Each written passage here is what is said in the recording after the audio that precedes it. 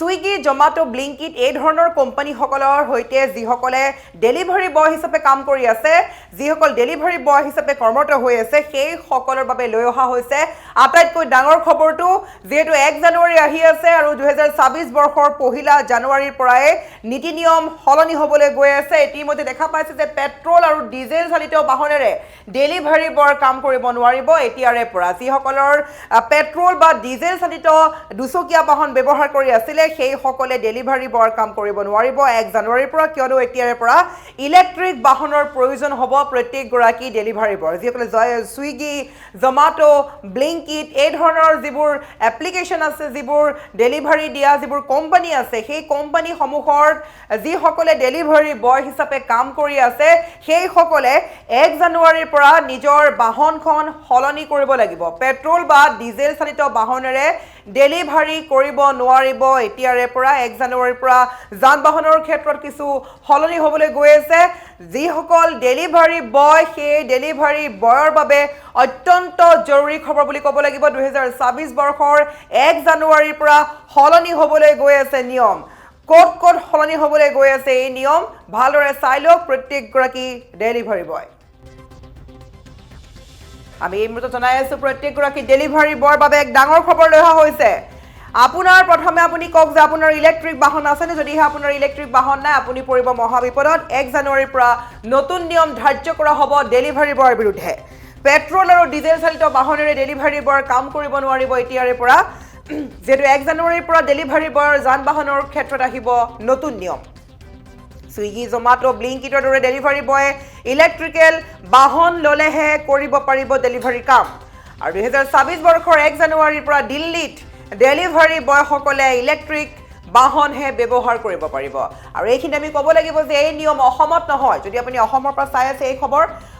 অসমত এই নিয়ম অনা নাই এই নিয়ম প্ৰযোজ্য হ'বলৈ গৈ আছে দিল্লীত এয়া দিল্লীৰ খবৰ আমি বাৰে বাৰে কৈছো দিল্লীত থকা ডেলিভাৰী বয়সকল যিসকলে সুইগি জমাটো ব্লিংকিট এই ধৰণৰ যিবোৰ অনলাইন এপ্লিকেশন আছে যিবোৰ ডেলিভাৰী এপ্লিকেশন আছে যিবোৰত আসলতে যিবোৰ কোম্পানীৰ হৈতে ডেলিভাৰী বয় হিচাপে কাম কৰি আছে সেই সকলে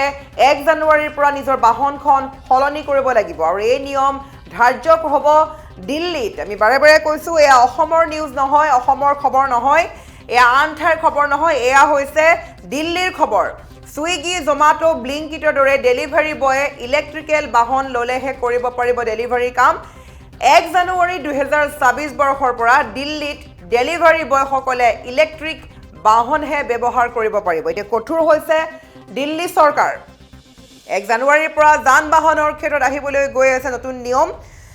যিবোৰ পেট্ৰল আৰু ডিজেল চালিত বাহনেৰে ডেলিভাৰী কামত কৰি আছিল সেই সকলৰ বাবে নিষেধাজ্ঞা আনিছে চৰকাৰে ডেলিভাৰী বয়ৰ কাম কৰিবলৈ হলে সকলোৱে হলনি কৰিব লাগিব নিজৰ বাহন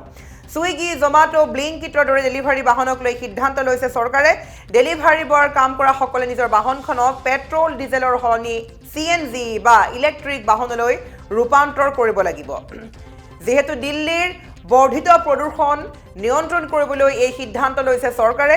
দিল্লীত দিনে প্ৰতিদিনে বৃদ্ধি পোৱা প্ৰদূষণৰ বাবে বৈধ প্ৰদূষণ নিয়ন্ত্ৰণৰ প্ৰমাণপত্ৰ অবিহনে কোনো বাহনকে পেট্ৰল ডিজেল আদি ইন্ধন যোগান নধৰাৰ সিদ্ধান্ত লৈছিল দিল্লী চৰকাৰে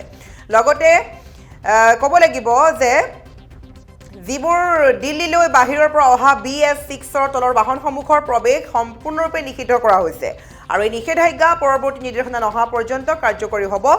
চৰকাৰৰ ফালৰ পৰা কোৱা অনুসৰি পুৰণি আৰু অতি প্ৰদূষণকাৰী বাহনসমূহ ৰাজধানীত প্ৰৱেশ কৰিবলৈ দিয়া নহ'ব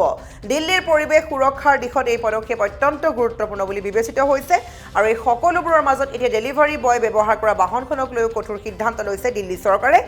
অৰ্থাৎ 2026 বৰ্ষৰ 1 জানুৱাৰীৰ পৰা সুইগি জমাটো ব্লিংকিটৰ এপত কাম কৰা ডেলিভাৰী বয়সকলে ইলেক্ট্ৰিকেল বাহনহে ব্যৱহাৰ কৰিব পাৰিব আৰু নিৰ্দেশনাই সুইগি জমাটো ব্লিংকিট এমাজন ফ্লিপকাৰ্টৰ দৰে কোম্পানীসমূহক প্ৰত্যক্ষভাৱে হ'লেও প্ৰভাৱিত কৰিব পাৰে এতিয়া কিয়নো 1 তাৰিখৰ পৰা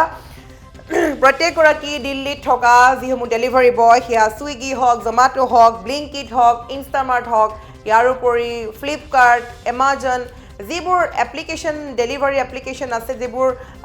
ডেলিভাৰী এপ আছে সেইসমূহ কোম্পানীত কৰ্মৰত